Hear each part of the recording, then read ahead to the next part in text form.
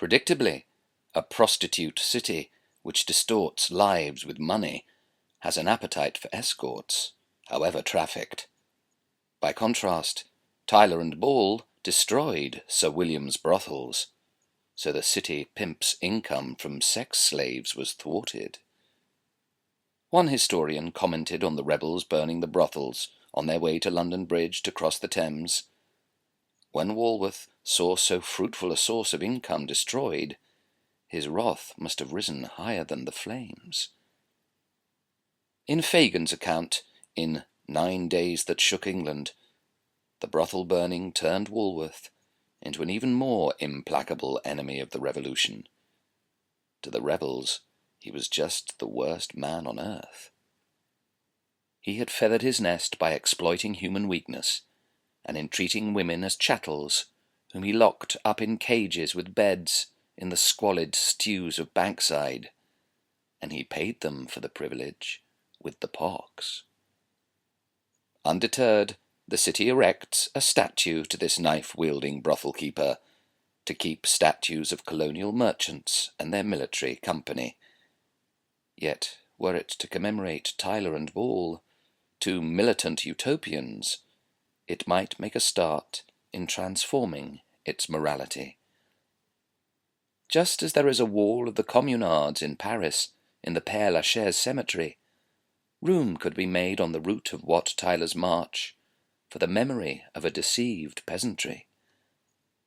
But as if the city's keen to hide its low intentions in plain sight, devouring dragons guard its borders, north, south, east, and west, forgetting that those in history who kill life-threatening beasts and make the powerful powerless are praised the most.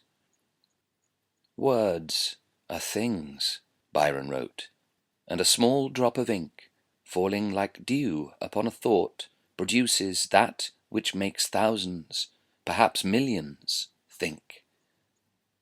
To Tom Paine, writing in The Rights of Man, 1791, Wat Tyler was an intrepid, disinterested man. In other words, he was incorruptible, and the Norfolk father of the U.S. Constitution declared himself a fan.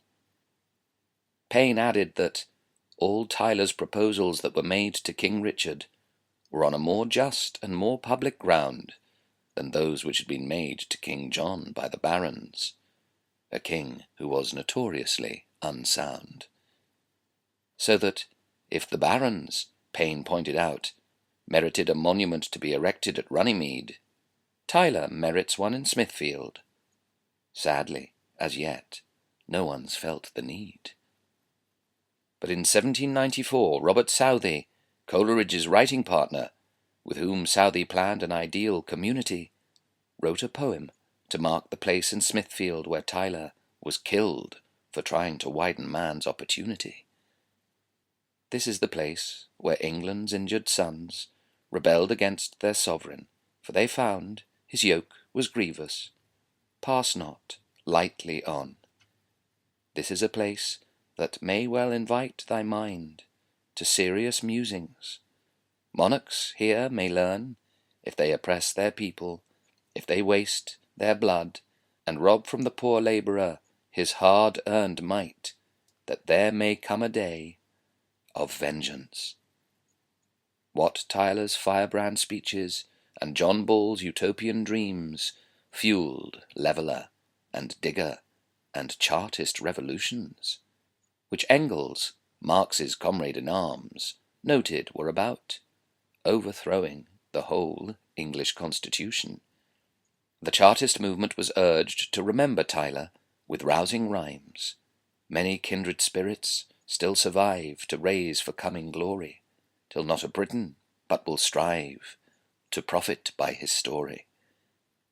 Despite his head ending up on a pole on London Bridge, Wat Tyler's tongue still cuts across centuries, inspiring captive spirits who relish his forthright appeal for the opening up of all penitentiaries. Tyler sacrificed his own life to free the serfs and to give 2 fingers to Norman yokery.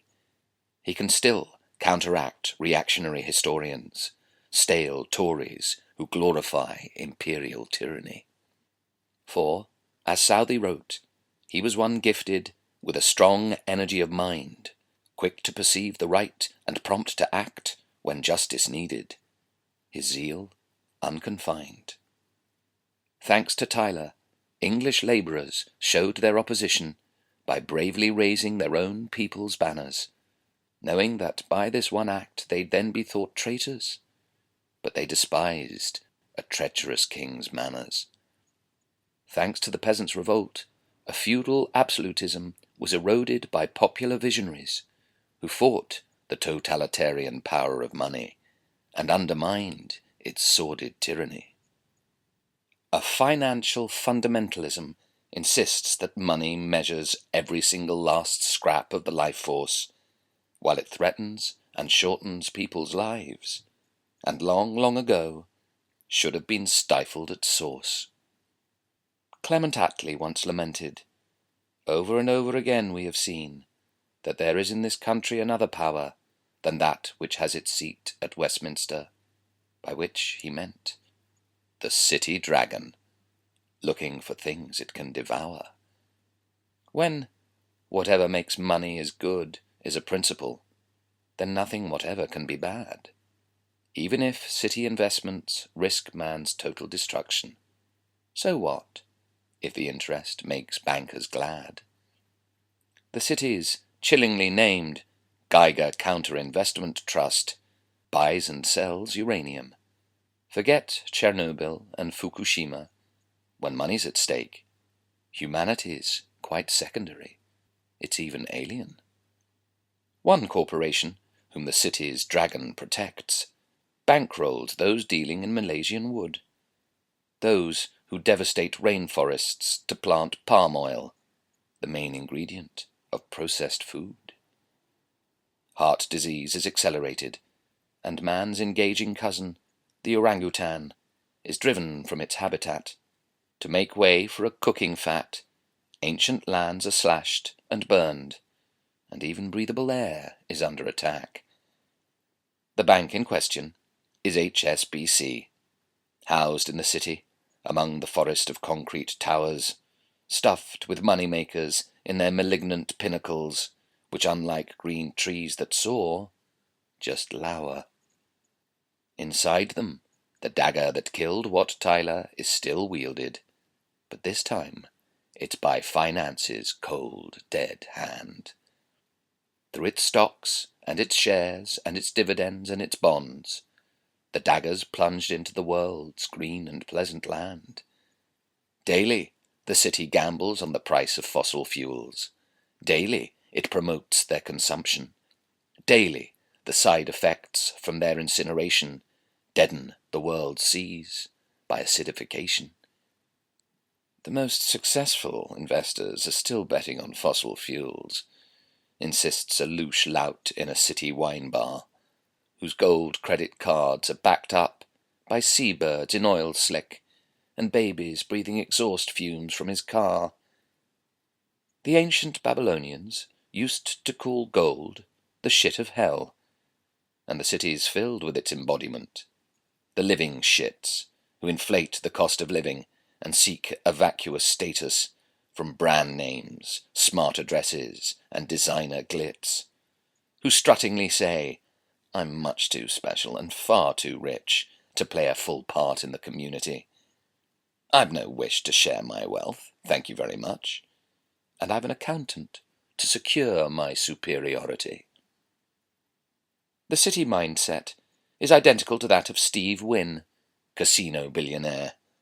Guys like me are job creators, and we don't like having a bullseye painted on our backs.